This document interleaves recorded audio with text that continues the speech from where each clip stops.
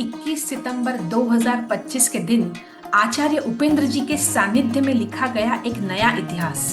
सर्वपितृ अमावस्या के पावन अवसर पर मुंबई स्थित अंतरयोग फाउंडेशन के गुरुकुल में हुआ एक अद्वितीय सामूहिक महालय श्राद्ध, जिसमें 200 से अधिक लोगों ने सहभाग लिया और उसमें भी 120 से ज्यादा महिलाएं सहभागी थीं। यह आयोजन बिल्कुल अलग था। आज सामान्यता दिखने वाले श्राद्ध से हटकर जहां जीवन मुक्त सद्गुरु आचार्य उपेंद्र जी के संकल्प के साथ यह अनुष्ठान संपन्न हुआ, जहां 60 किलो चावल से 4200 से भी अधिक पिंड का पिंडदान हुआ।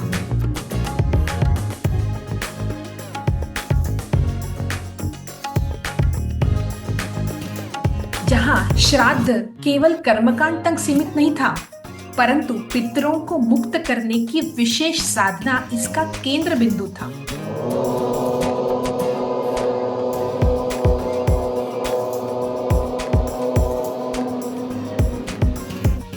जहां लोगों ने ध्यान द्वारा अपने पितरों का आवाहन किया और उन्होंने पितरों की मुक्ति से संबंधित अनुभव भी किए, जहां लोगों को पितरों के आशीर्वाद के साथ ही जीवित गुरु का आशीर्वाद भी प्राप्त हुआ, और जहां शास्त्रोक्त पद्धति से विद्वान ब्राह्मणों द्वारा पूर्ण श्राद्ध, पिंडदान, तर्पण, मंत्र पाठ आदि क्रियाएं पूर्ण हुई। देश के कोने कोने से सैकड़ों साधक इसमें जुड़े और अपने पूर्वजों की 7 पीढ़ियों को मुक्त करने का और आने वाली 7 पीढ़ियों के उद्धार का उन्होंने आशीर्वाद प्राप्त किया। शास्त्रों में कहा गया है कि जीवन मुक्त सद्गुरु के सानिध्य में किया गया श्राद्ध सहस्त्र गुना फल देता है, और इस बार यह सत्य सबने प्रत्यक्ष अनुभव किया। इस अनुष्ठान से साधकों को मिला पूर्वजों का दिव्य आशीर्वाद, पितृऋण का बोझ कम होने का अनुभव, स्वास्थ्य, तनाव आदि समस्याओं से तुरंत राहत, पितृपक्ष, पिंडदान, मृत्यु के पश्चात जीवन आदि विषयों पर प्रकाश डालने वाले 2 अमूल्य ग्रंथ, वह भी निःशुल्क, और अपने परिवार एवं राष्ट्र की प्रगति में सहभागी होने के लिए अनंत पुण्य। यह आयोजन न केवल पितरों की मुक्ति का साधन बना, बल्कि आचार्य उपेंद्र जी की कृपा से साधकों की मुक्ति और राष्ट्र की उन्नति की ओर एक महत्वपूर्ण कदम था। आचार्य उपेंद्र जी ने इस आयोजन के हेतु के बारे में कहते हुए कहा, नमस्कार। तो आज हम यहाँ जो आए हैं अंतरयोग गुरुकुल में, तो यहाँ जो आयोजित किया गया है भव्य महालय श्राद्ध और पितृण मुक्ति साधना, तो उसके बारे में बताना चाहता हूँ कि महालय मतलब बड़ा और आलय मतलब घर। तो बड़ा घर, तो गुरुकुल जो होता है वो पितरों के लिए सबसे बड़ा घर होता है। एंड उसमें श्राद्ध जो करते हैं, श्राद्ध का मतलब होता है श्रद्धा से अपने पितरों को याद करना।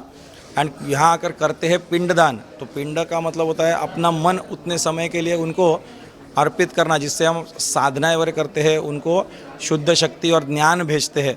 तो ये तरीके से अपना पितरों मुक्ति होती है।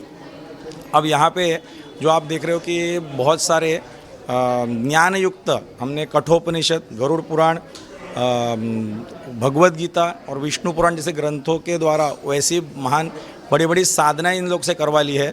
आज आपको दिख रहा है कि यहाँ पे महिला भी उपस्थित है एंड पुरुष भी है।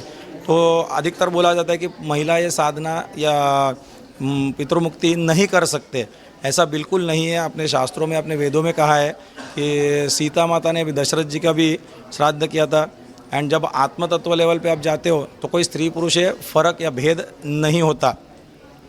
दूसरी बात, ये भव्यता में हम क्यों कर रहे हैं, तो एक आदमी जब साधना करता है तो एक अगर उसका फल आता है, तो जब हम सहस्त्र से मिलकर करते हैं तो सहस्त्र गुना उसका फल आता है।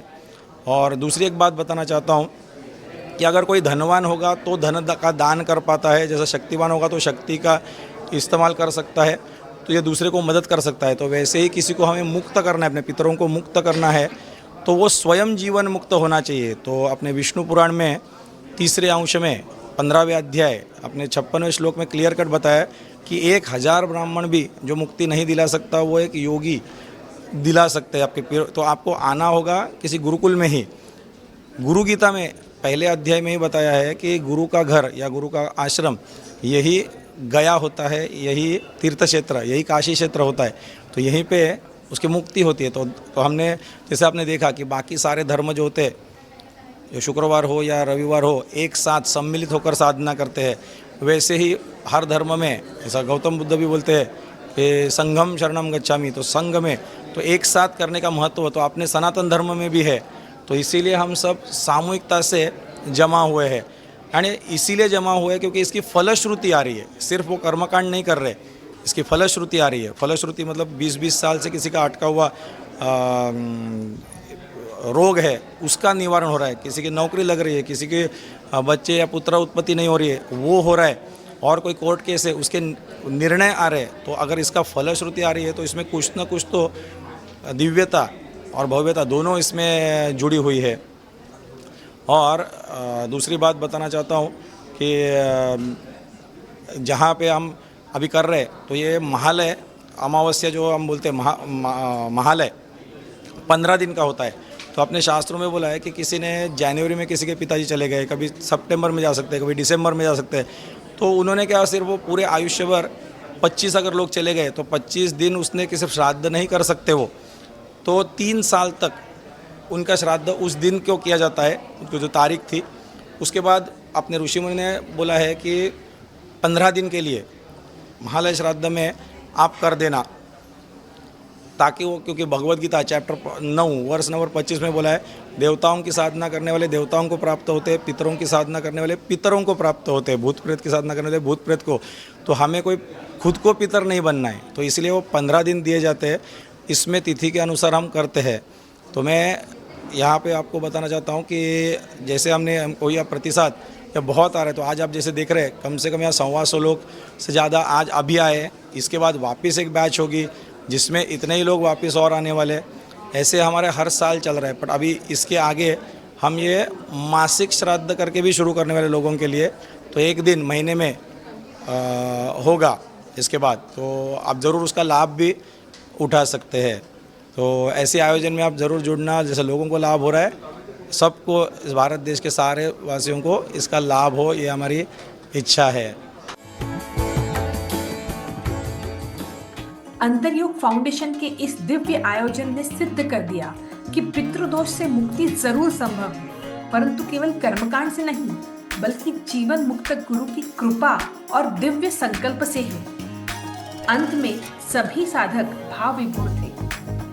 नए साधकों ने अंतरयोग फाउंडेशन से जुड़े रहने की इच्छा व्यक्त की। आम्ही सकाळी 12 वाजता इथे आलेलो आहे, पण आम्ही पण त्यांचे माध्यमातले जे पॅम्पलेट्स आहेत ते आमच्या दुकानात येणाऱ्या कस्टमरला सगळ्यांना देत जाऊ आणि त्यांना त्यांच्या बाबतीत सांगत जाऊ, त्यांचं कार्य सांगत जाऊ। कोणाला जर चांगलं वाटलं तर त्यांनी येऊन इथे सगळं ते कार्य चांगलं करावं, चांगलं मार्गदर्शन आहे। आणि ह्या सगळ्या गोष्टीचा त्यांचा आणि स्वतःचा अनुभव पण हा फार चांगला येईल की ह्या गोष्टीचा जास्तीत जास्त तुम्ही प्रचार करावा आणि लोकांना आनंद मिळेल आणि त्यांना त्यांचं जीवन सुखर होईल असं तुम्ही कार्य करावं। धन्यवाद। और सभी ने इस श्राद्ध को अपने जीवन का सबसे बड़ा मोड़ बताया। यह आयोजन असंख्य पितरों की मुक्ति और कलयुग के अंत के शुभारंभ का एक ऐतिहासिक पड़ाव बन गया। आप भी इस अद्वितीय एवं शक्तिशाली श्राद्ध सेवा का लाभ लेकर अपने पूर्वजों के प्रति अपना प्रथम कर्तव्य सही तरीके से पूरा कर सकते हैं। जीवन मुक्त सद्गुरु आचार्य उपेंद्र जी के संकल्प द्वारा अपने पितरों के लिए श्राद्ध करने के लिए अवश्य हमसे संपर्क करें।